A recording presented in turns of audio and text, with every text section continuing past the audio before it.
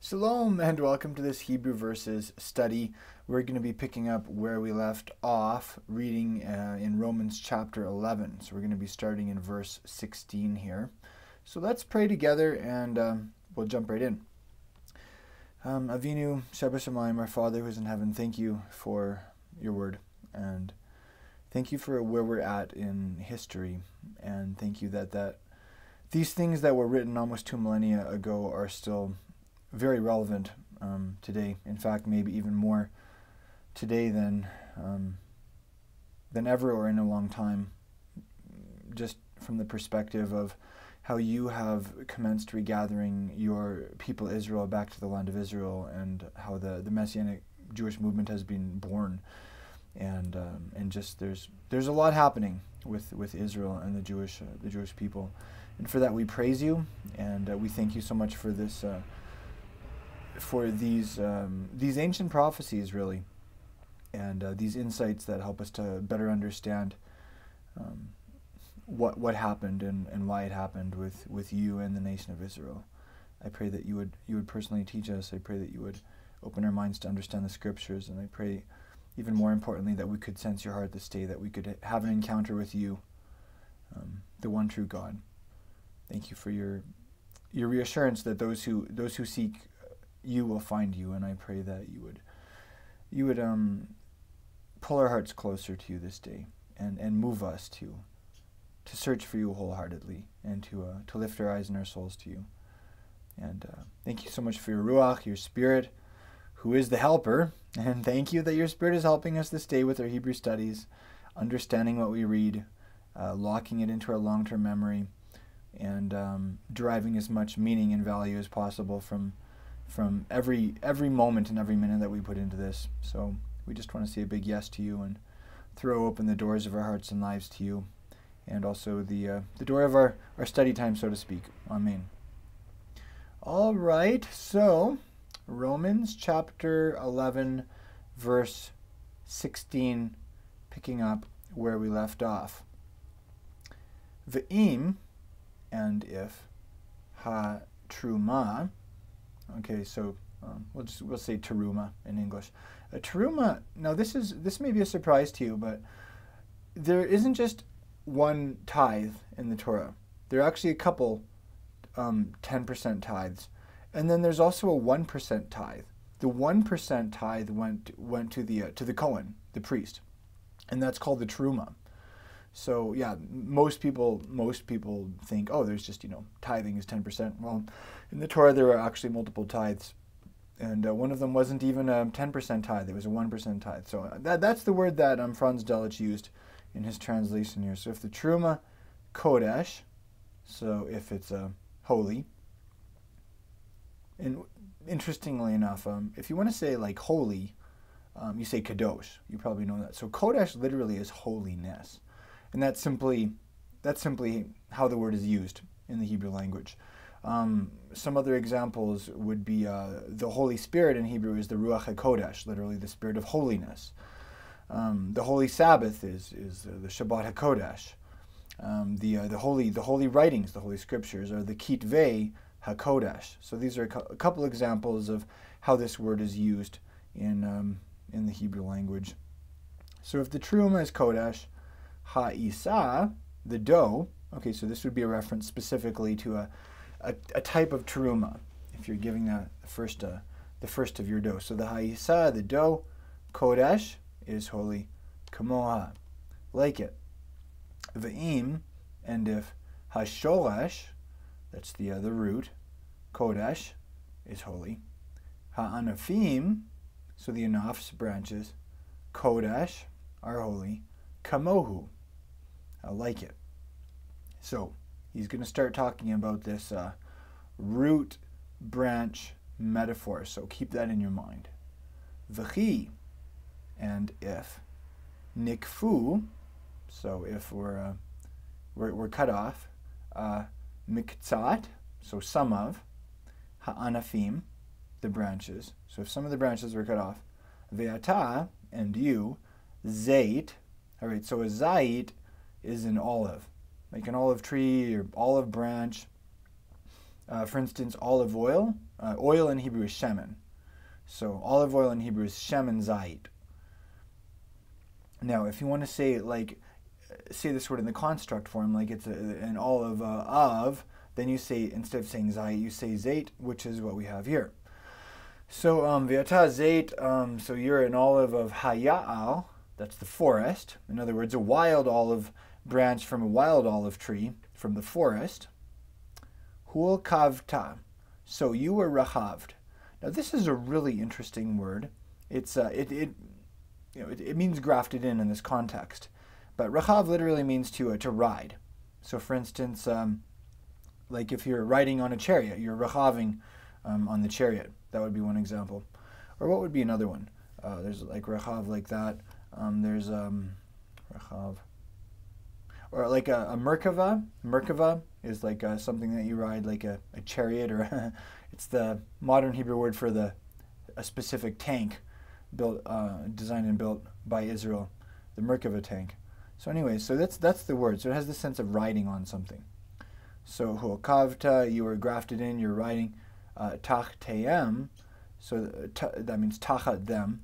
Tachat literally means underneath, like under or beneath. And in a case like this, it can also have the sense of in place of or instead of. So you're grafted in, like in their place or instead of them. Venit chabalta, so and you were chavard. This word chavar means to connect, attach, join. Maybe you know the word chaver. That's like a partner, a friend.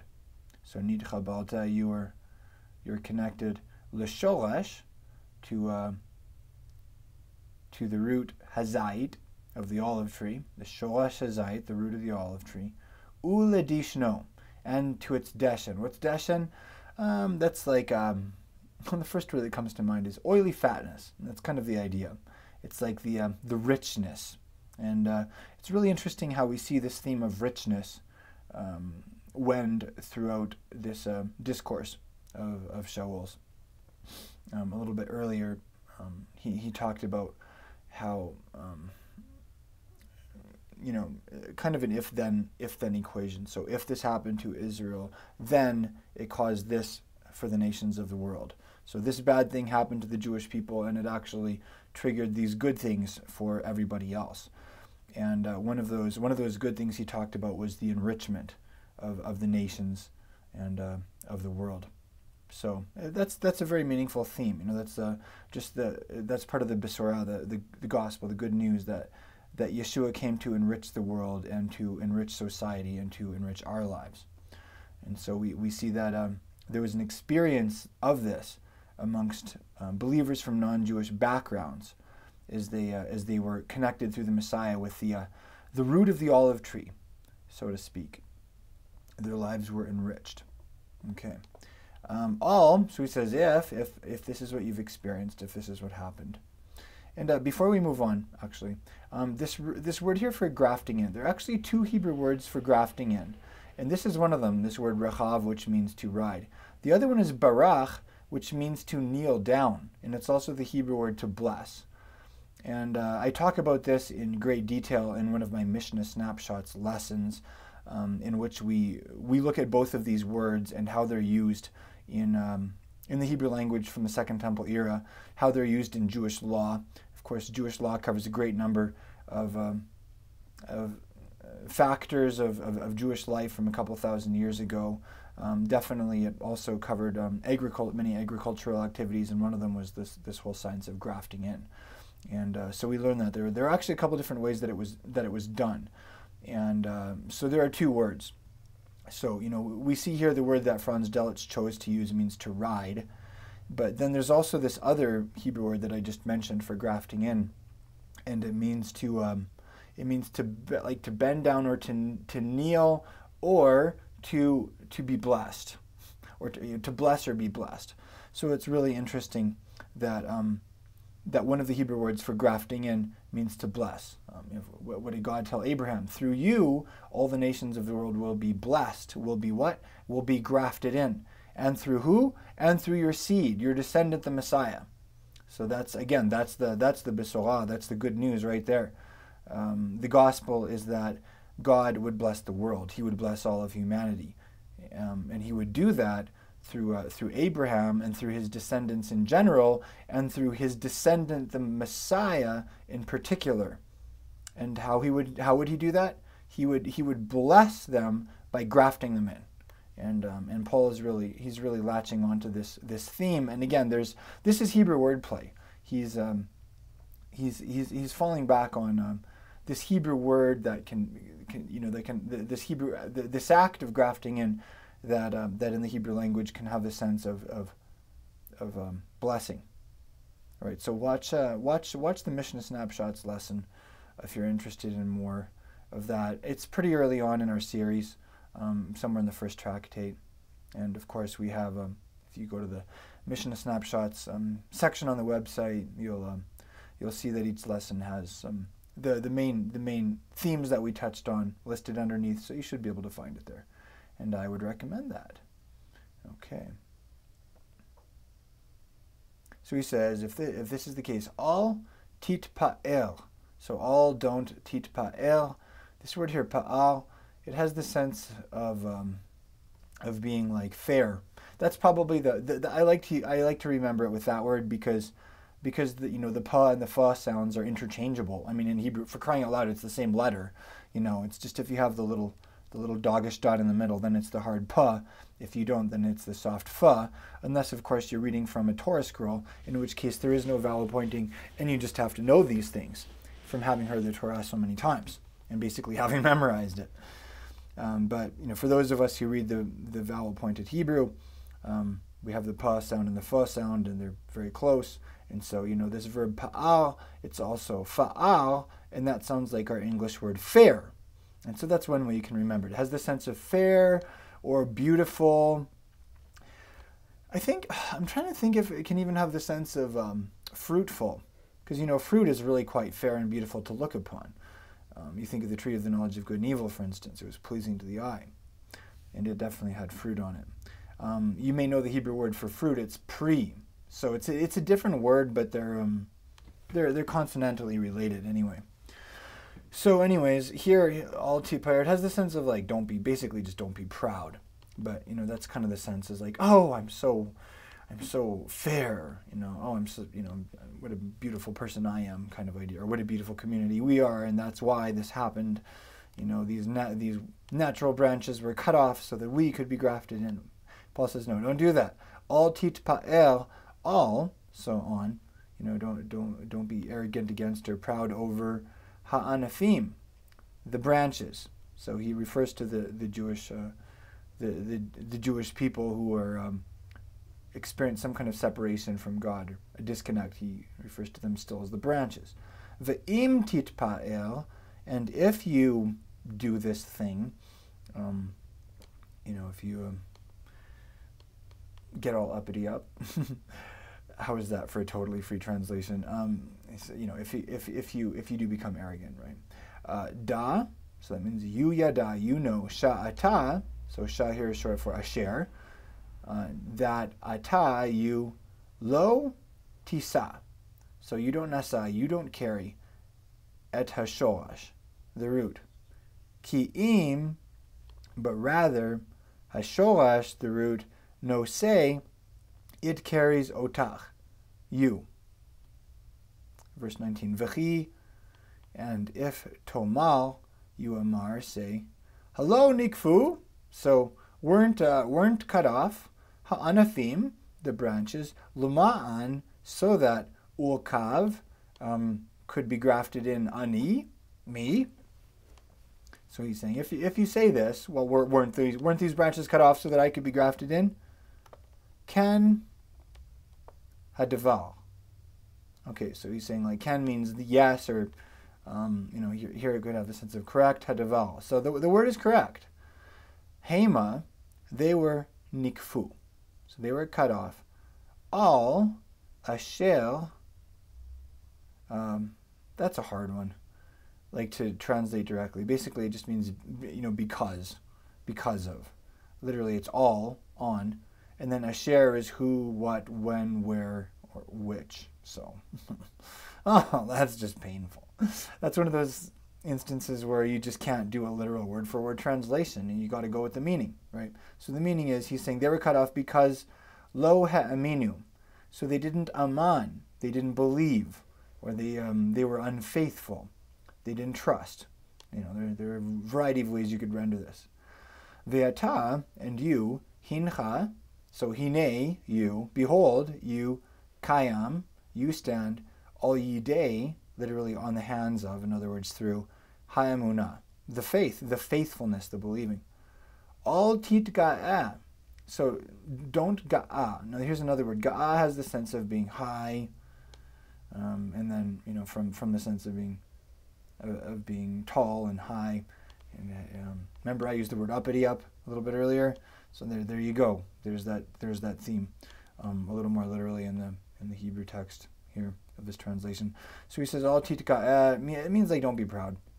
Al titka'eh, don't be proud. Ki'im, but rather yira, be afraid. Ki, because hine, look, ha Elohim, the Almighty, lo chas, he didn't spare. He wasn't he didn't spare all ha'anafim, on the branches, hanoladim, who were yaladed, who were born, min ha'etz, from the tree. In other words, the natural born branches, we would say. He didn't spare the natural born branches.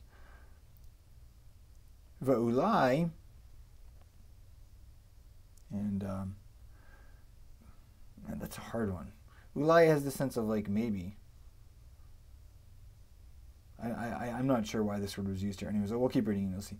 So lo, or perhaps, maybe perhaps, lo yahu.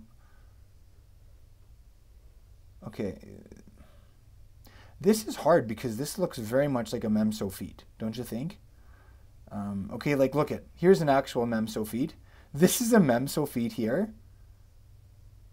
This word that we're reading, that's not a mem sophit, that's a samech.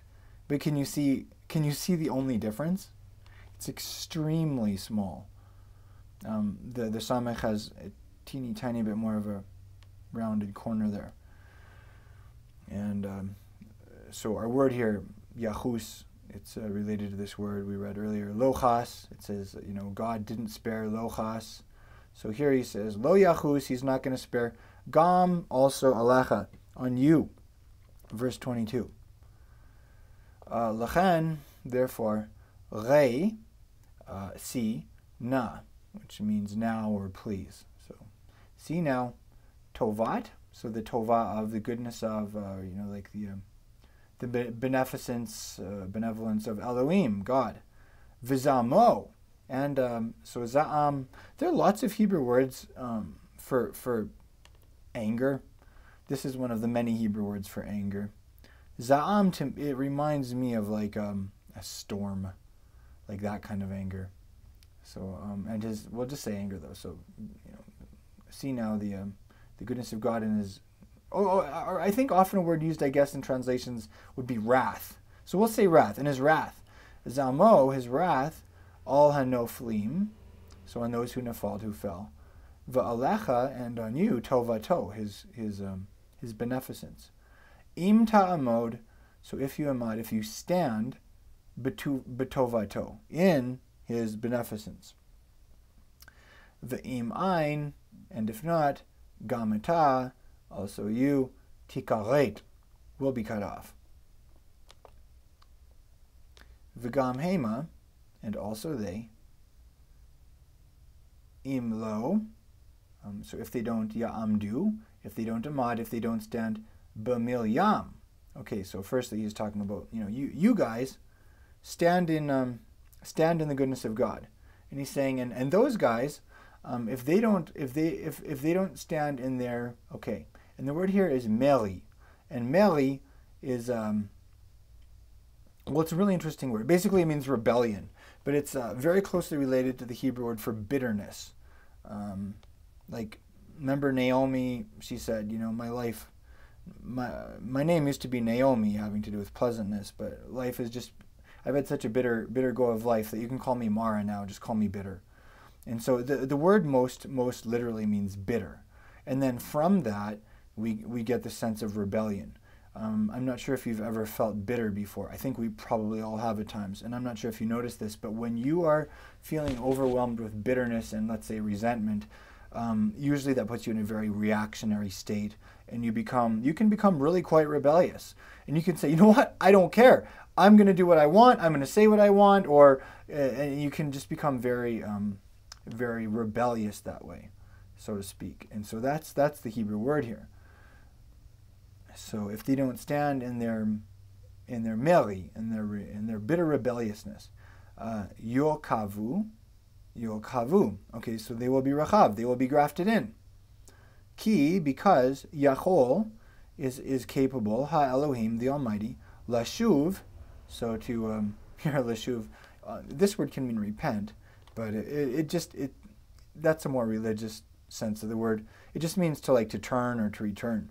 So God is perfectly able to return the halkivam, to graft them in, again, so to speak. God is able to do that. Now this is really quite interesting. Usually, if you using the term grafted in, you're talking about Gentile believers being grafted in to amongst Paul used the term Commonwealth of Israel. As it's translated, the Greek word there's what is it, Paul? It has to do with it's from the Greek word related to the city, which is a polis, and then we also get our word politics from that. So it's like the life of the life of a city basically, and so that's what we were grafted into if we came from a non-Jewish background. We were grafted amongst the branches, into the root, which is Israel, and. So usually when this word is used, it's used in reference to non-Jewish believers being included. Something that we don't talk about so much, though, is that everybody needs to be grafted in. It doesn't matter if you're from a Jewish or a Gentile background. You need God to graft you in, and that happens through believing Him and through being faithful to that which He has communicated to you. So that's kind of the other side of the coin. It's not just Gentiles that get grafted in; Jews get grafted in also. Verse 24. Except, Paul says, except that there is a difference if you're coming from the wild olive tree of the forest or the natural, shall we say, cultivated olive tree. Verse 24. Hen. That's kind of like hine. Look. Ata, you. Nigzalta, so you were gazald. You were severed me'etz, from a tree. Asher, which tivo, that's like teva, it's nature. Zait ya'al. All right, so the olive tree of the forest. Now this word here for nature, teva, I brought a little something for show and tell here. I'm not sure if you've ever seen sandals. I think they're probably called teva sandals in English, but I don't know. But I've had a couple of pairs of these, and I thought I would bring my newer pair for you for show and tell. So this is forgive the bottom. It's a little bit black, but I'll see if you can see that there. Okay, so can you see that there? It says, would you say tiva? Probably tiva. But anyways, that's a Hebrew word. Tiva is the word for nature. And what's interesting about these is that they you can use them to walk in nature. Well, and sandals in general, sandals just seem to be in sometimes a more natural form of footwear, so to speak. And so anyways, that's what I brought for show and tell for you. There's another, I have another pair of sandals. I don't know how you say this in English, either Naot, maybe. There's another sandal company, or Naot. That's a Hebrew word too. Naot is a Hebrew word. So anyways, they're Tivas and Naots, and both of those are Hebrew words for Teva and Naot. Okay. So anyways, so he's saying, look, you're from this wild olive tree. That's like the nature of it. That's your nature, and you were severed from it. V'hu kavta, and you were grafted in. Shelo chateva, so not according to teva, nature. Bezait, in the olive tov. So in the good olive. So that would have the sense of like the cultivated olive tree, right?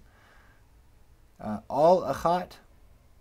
Oh man, this is a tough phrase. It's one of those ones you can't do literally. Al achat, so literally on one, kama v'chama. Kama means like how much. And then we say it twice. How much and how much. So literally like this phrase is on one, how much and how much. Try using that sometime in conversation or if you're giving a speech and see how that goes. Excuse me. Time for a little sip of water from my Hebrew letters coffee cup. Except I'm drinking water. Does that render it not a coffee cup anymore? Ooh, that's a hard question. Very deep theological question there. Okay, so anyways, the big idea here is he's saying, okay, so if you were cut off from a wild olive tree and grafted, contrary to nature into this cultivated olive tree, the big idea is how much more. She yokavu will be grafted in Ela, these chativam, according to their nature, bazait, into the olive tree, asher, which yatsu, they went out, mimenu, from it. So how much more will this is the tree that they went out from, so it's going to be way easier for them to get grafted back into their own olive tree.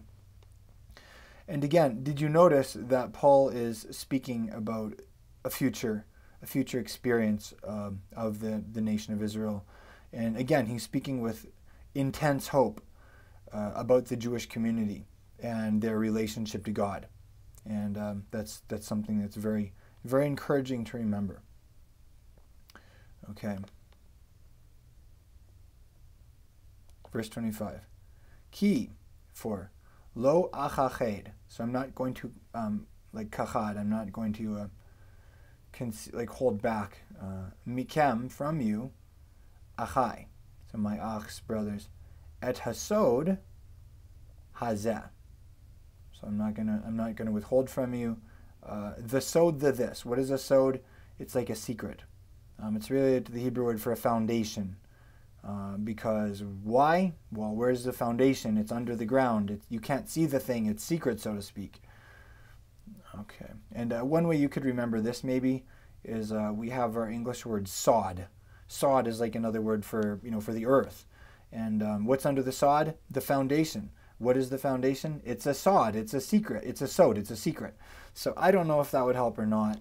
But we have the word sod, which is related to yesod, a foundation, and means secret. And then we also have our English word sod.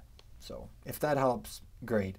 If not, refrain from throwing tomatoes at your screen because it's not actually going to affect me. And you're just going to have to wipe your screen off. So just save yourself the time. All right, so pen,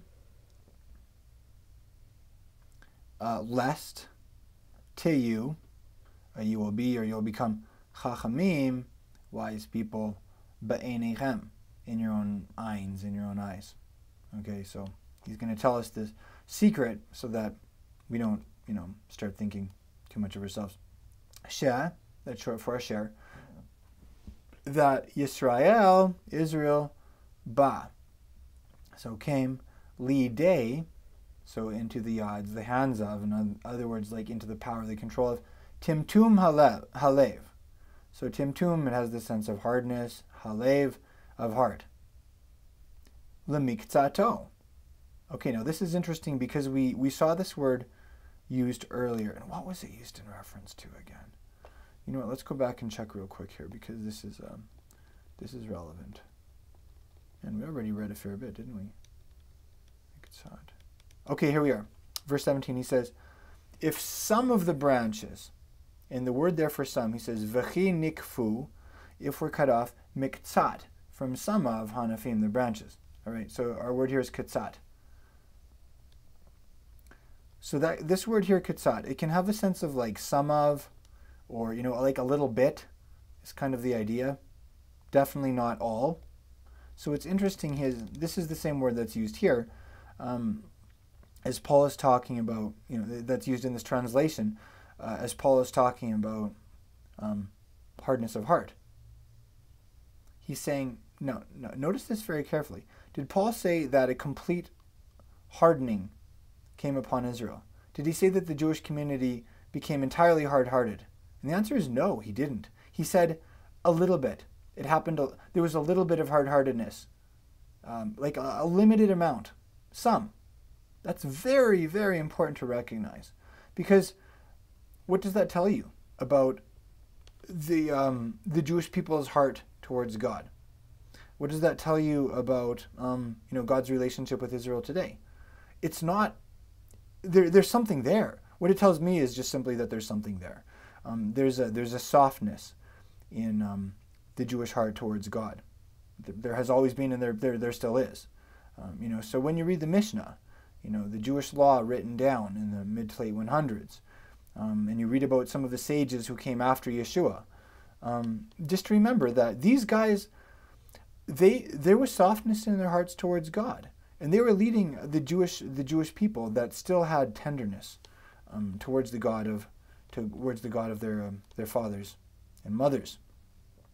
So that's really important to remember, because sometimes there's this misportrayal that's very black and white, and usually very very judgmental and dismissive. And it basically that, the Jews, they rejected Jesus, and then after that, it was over. No relationship with God after that. Those rabbis were all just evil after that, and there's no point, reading the Mishnah or any kind of Jewish literature after Jesus, because they were all just darkened after that and hard-hearted, and just they rejected Jesus, and then God rejected them, and none of that is entirely true. What we see here is that Paul talked about God's ongoing relationship with the people of Israel, and that it wasn't all a write-off. So anyways, just take note of that. He said it was a partial hardening. That's the New American Standards phrase. A partial hardening has come upon Israel. Ad, until. Now that's a big word there too. Ad, what does that mean? It means it wasn't just partial, it was also temporary. So this was for a specified period of time and for a specific reason. Ki, yikanes, so until our kanast, which has the sense of like entering or being gathered in or meeting, like a Beit Knesset, for instance, that's a synagogue. It's a house of meeting. It's a house of kanasing. So that's our word. So he says, ad ki yikanes, until are gathered in, and Malo, the fullness of Hagoyim, the goys, the nations. Ouch! Sorry, my leg. It's cramping. That was painful. I'm actually sitting as I film this. You might be surprised to know that. And yes, it's a hot day here in Albuquerque, and I'm totally wearing shorts. All right, so let's continue there. So there, my leg is not cramping now, and I'm not going to start screaming. So anyways, this is huge. He says, okay, so there is this hardness, and it's partial and it's temporary until the fullness of the nations come in. And what's interesting is, the word here that Franz Delitzsch used to translate this, and this could have been the Hebrew word in the mind of the Apostle Paul. This is the Hebrew word for a synagogue. As I'd mentioned to you, a synagogue is a Beit Knesset. It's a house of kanasing. And of course, you're also probably familiar with the Israeli governmental building known as the Knesset. So it's almost like this idea of like until the nations come into the synagogue. And what a powerful picture that is. Okay. This phrase here also, of course, this is used in the Tanakh. When I'm not going to go into too much detail on this, but touch on it at least. So remember the story of Jacob blessing the sons of Joseph, Ephraim and Manasseh. And he said that Ephraim specifically would become a Mlo HaGoyim, and it's actually this phrase. Ephraim would become a fullness of the nations. Or another way of saying that is that he would fill the nations. It's very fascinating. It's interesting to actually trace the history of the sons of Joseph specifically, the Beit Yosef, the house of Joseph.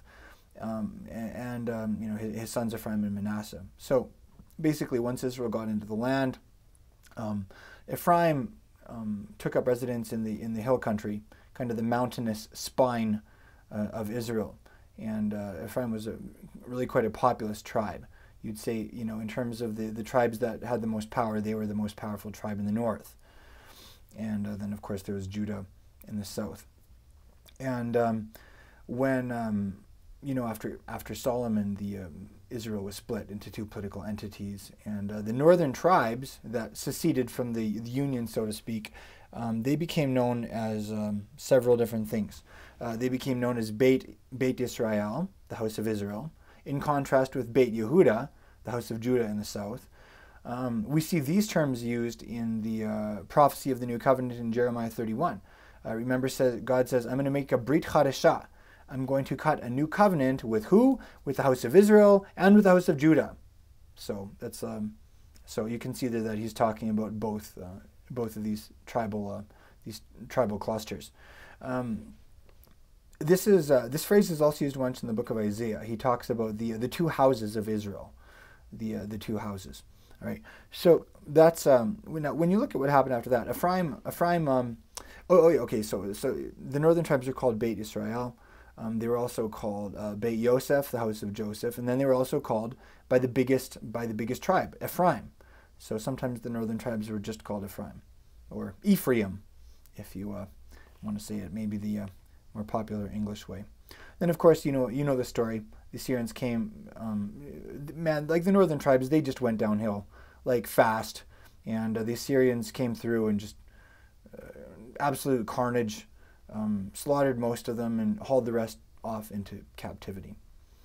And so that was, more or less the end of the story when it came to those tribes. Now, what's interesting is God did speak through his prophets. He spoke words of hope about the future of the northern tribes, which seemed to have disappeared. It's a really big topic. Today we have this phrase, the lost 10 tribes of Israel.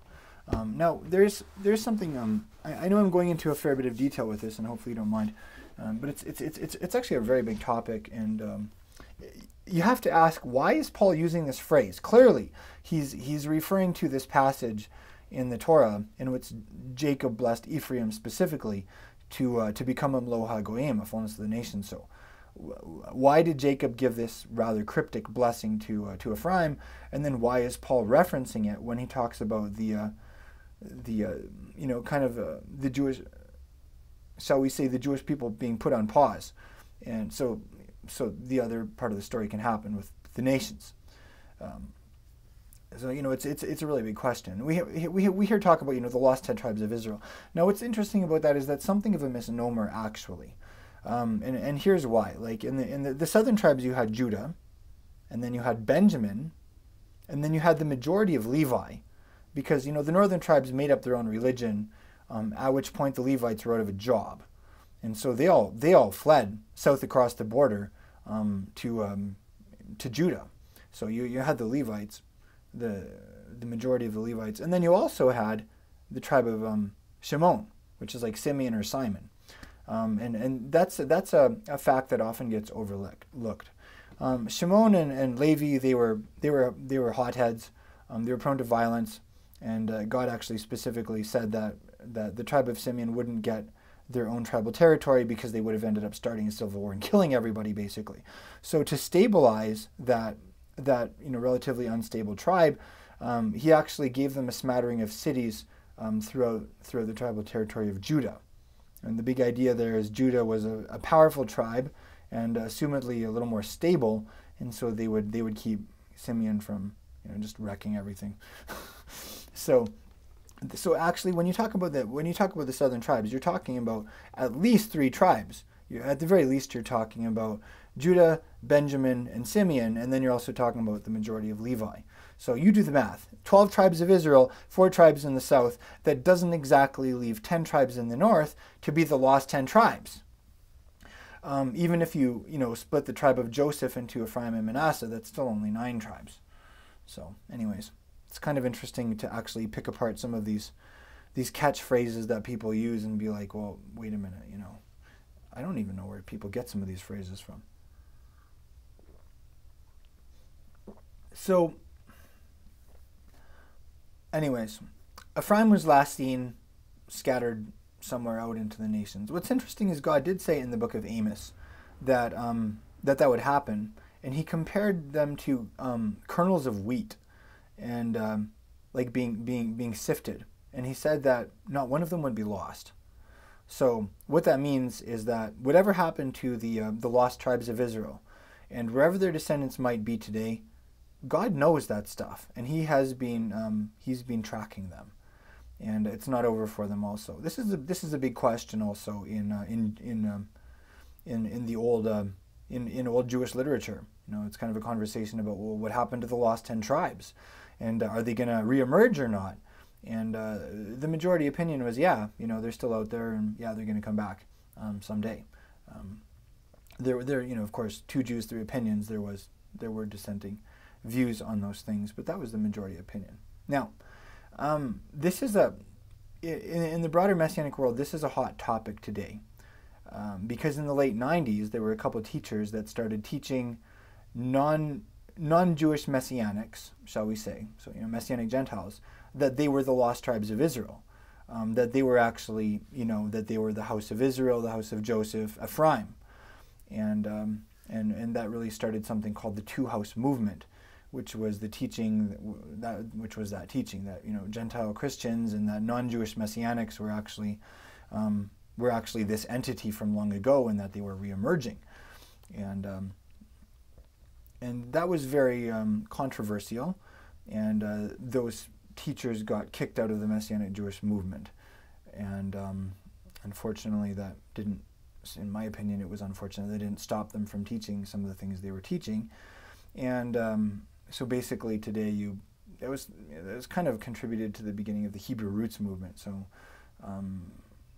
you know, you have this movement of people basically that believe that they're, you know, physical Israel, that they're descended from the lost tribes, even though there's not really any solid evidence that such would be the case, and but that they're just as much they're Israel just as much as, you know, the Jewish people, and unfortunately it's proven to be a breeding ground for a lot of negative attitudes towards the Jewish community, towards traditional Judaism, and towards the Messianic Jewish movement, and it's kind of developed as this separate thing, and unfortunately I've also seen a default replacement theology come in. You know, suddenly, you know, it's like, well, we're Israel too, so, you know, Judah was just one of the tribes, so it's not like the Jewish people are so relevant anymore. It's not like we actually have to, you know, try to have any kind of meaningful relationship with the Messianic Jewish community because we're Israel too. And unfortunately, that's often the mentality that has crept in. And so I'm not sure. You know, it really depends on you. I don't know, you know, where you're at in all of that necessarily. The Holy Language tribe is really quite diverse, and we come from many different backgrounds, and so, you know, we have some who are Messianic Jews, we have some who are, you know, coming from different denominational Christian experiences, and then we also have definitely some of our students are, you know, are either involved with or, you know, came from a Hebrew roots background. So if you're coming from a Hebrew roots background, I really hope that you're not taking this as a personal attack on you or offensive, but this is kind of an overview of that history. And so, you know, I'm hesitant to talk about this passage honestly, because I believe that it has been mishandled by two-house teachers and in the whole two-house movement. You know, I'm not saying that. Here's the thing: we don't know. We don't know who the descendants of the lost 10 tribes are. You know, we can theorize and we can look at, you know, historically maybe where they went, but at the end of the day, that's conjecture. And you can't say, well, you know, because I had an ancestor 2,500 or years ago who you know, who was exiled by the Syrians, and so I'm a blood Israelite. Well, if you actually do the math, this is a really interesting exercise to do. Do the math on how many ancestors you had 2,500 years ago. It's not that hard. You know, you can just get out your phone and just start multiplying by 2, and do that at, you know, let's say that a generation lasts for what, 30 years. let's say that your ancestors didn't have kids until they were 30. All right, so and however many times 30 goes into 2,500 years ago. Excuse me. In fact, you know what? I have a calculator right here on my phone. I'm just going to do this real quick. Okay, so let's take the exile of the northern tribes 2,500 years ago. So 2,500 divided by 30. All right, so you have like roughly 83. So basically, 2 times 2, and then multiply that by 2, 4 times 2, and then 8 times 2, and do that 83 times, and that's how many ancestors you had 2,500 years ago. And the number is going to absolutely blow you away because there weren't that many people alive 2,500 years ago. So what does that mean? It means basically we're all very interbred, and we're all related from way back then. So in all probability, everybody on the planet has somewhere along the way has an Israelite ancestor, or somehow related, up to Abraham, Isaac, and Jacob. Like there's statistically there's a very, very high, and historically too. It's probable. There's a very high probability of that. The ancient world,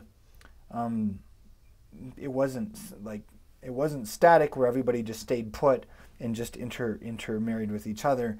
There was lots of it was actually a pretty wild place, and nations got around, and there was and they would sometimes meld. The Assyrians, they took all these different countries and they mix and match them basically, and there was tons of intermarriage. So all that to say, yeah, probably almost everybody is descended from, this is my personal opinion, just based on, statistics and on how history worked in terms of, the movements of nations. Probably everybody is a blood Israelite to some degree, but, but that doesn't mean that you can say, yes, I'm physical Israel, just like the Jewish community. And here's why. Because the apostles never said that. 2,000 years ago, the good news about the Messiah went out to the nations of the world, and you still see you see the apostles addressing non-Jewish believers as Gentiles, and not in a derogatory way either. Gentiles was not a dirty word in the writings of the New Testament. And we talked about this earlier, just as we read through Romans. Paul addresses non-Jewish believers on a regular basis as Gentiles. He says, I'm speaking to you who are Gentiles. And he wasn't saying that in a bad way. And what he didn't say is, I'm speaking to you who used to be Gentiles. Or he didn't say, I'm speaking to you who are not actually Gentiles because you're actually Ephraimites and you're descended from the lost tribes of Israel. He didn't say that. He just said, you guys are Gentiles. You're not Jews. You're from the nations. And that's okay. So anyways, it's a really big topic, and for some people it can be very emotional for several reasons. For one reason, because this is about your identity. This is about who you are. And if you're coming from a Gentile background, you felt a drawing to the God of Israel, and to the scriptures of Israel, the Hebrew scriptures, the Torah. And maybe you've even felt this drawing to to the Jewish community, or to the Messianic Jewish community. And for some of us, we've had some bad experiences. Maybe you got kicked out of a synagogue. I experienced that when it was learned that I was a Yeshua believer. I was asked to stop coming to synagogue, and this was a non-Messianic synagogue. That's painful. Sometimes non-Jewish believers feel like they're treated like second-class citizens in Messianic Jewish congregations. And unfortunately, that has happened, and thank God that's not the norm. But there are some congregations that have been downright mean to Gentile Christians who are searching, and who maybe want to learn about Messianic Judaism or get involved. And unfortunately, those meanies in some cases gave the rest a bad name. So yeah, like there's for some people there's some very deep pain there, and there's some very strong emotions. And the last thing I would want to do is dredge that up for you, or make you feel like in any way attacked or not accepted. I'm very much a proponent not of replacement theology, but of inclusion theology, and we get that from the Apostle Paul's writings. He said over and over, you've been grafted in. That's an inclusive term. You become the seed of Abraham through faith in Messiah. That's an inclusive term.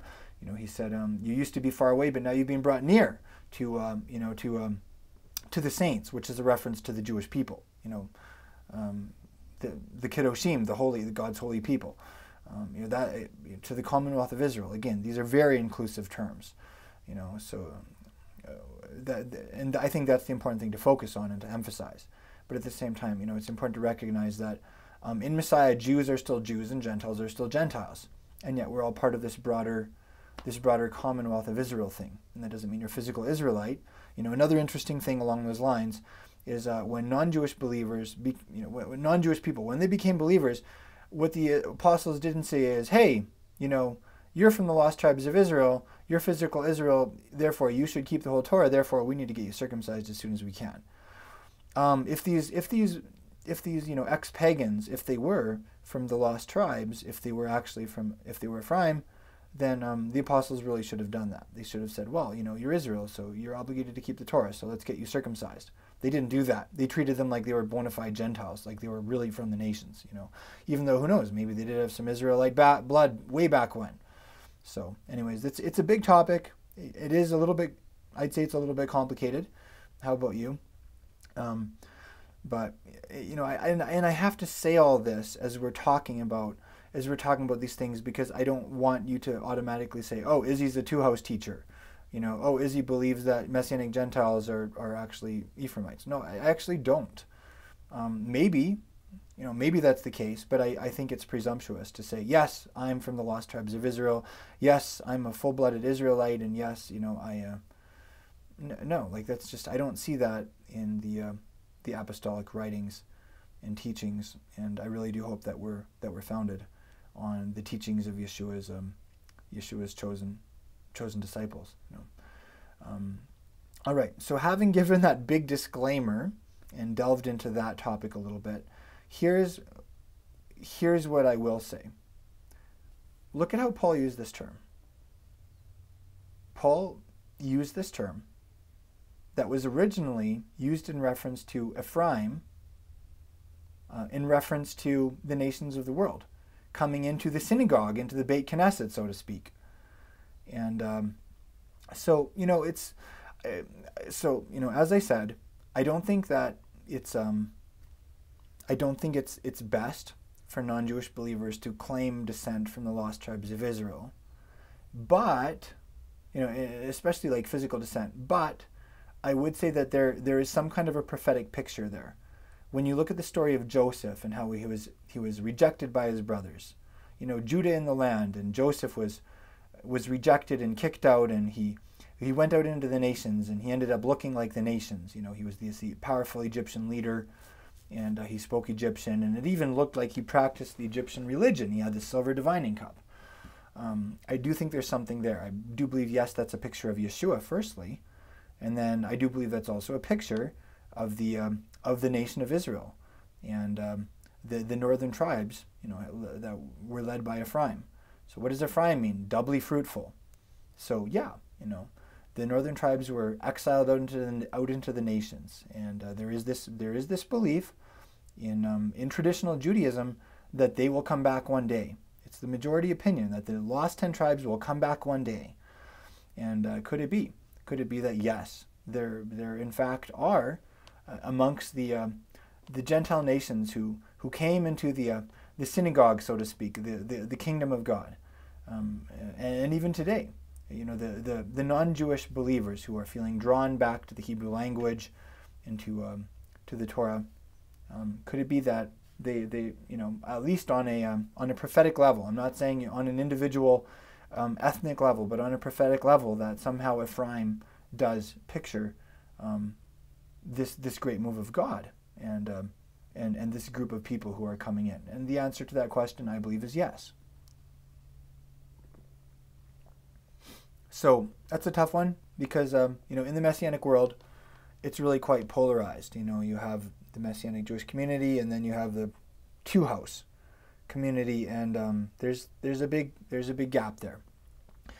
And in my opinion, if there are ever two polarized sides, then my first assumption is they're probably both wrong in one way or another, and I want to know how, and I want to find that third side, so to speak. I want to find the third path, because it's on that third path that we're going to be able to find common ground with people in both of those polarized camps.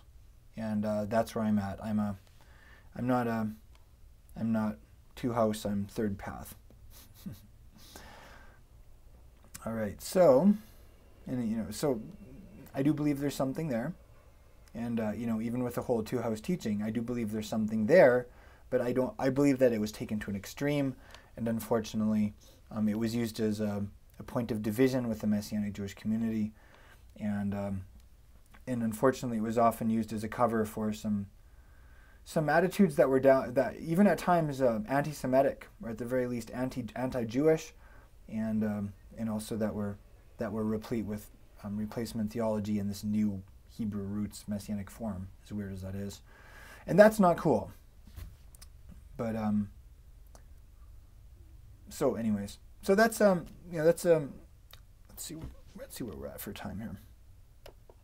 Okay, we've been at it for a while. What do you think? You know what? Let's read the rest here, but we're not going to delve into all of this in as much detail. Really, this was the big topic. You know what? Okay. Sometimes I think less is more, and it's better to keep it short and sweet than long and increasingly bitter. I don't think this is a bitter experience. I know it isn't for me, and hopefully it isn't for you. But maybe, I'm thinking it's probably best to just leave off here, and for our next lesson we'll pick up where we left off, and we'll continue reading. We'll finish Romans chapter 11. This is some, we talked about the theme of richness, and this is definitely some rich stuff. And I want to take our time, and I really want to delve deeply into it, because this is the only time we're going to be studying together through the book of Romans. So. And this is a heavy book. Heavy, it's a letter really, but man, I mean, it's a book. It was written as a letter, but it's a book. And so why don't we just leave it at that? And thanks for just joining me in this conversation and hearing me out on some of my views. Based on not only on my own study of history and understanding of Scripture, but also based on my own experiences in the last almost 20 years in the broader Messianic world. Thanks for hearing me out on that. I do appreciate it, and wherever you may be with some of these things, I do hope that you'll just stay open and keep seeking God, and keep seeking, not only seeking His truth, but also seeking His love, and seeking what that would look like. What does His love look like in your relationship with your local congregation, with your family, and then also with the broader Jewish world. So I'll leave you with those questions of truth and love, and I look forward to having you join me for our next lesson, reading through Romans chapter 11. Until then, shalom.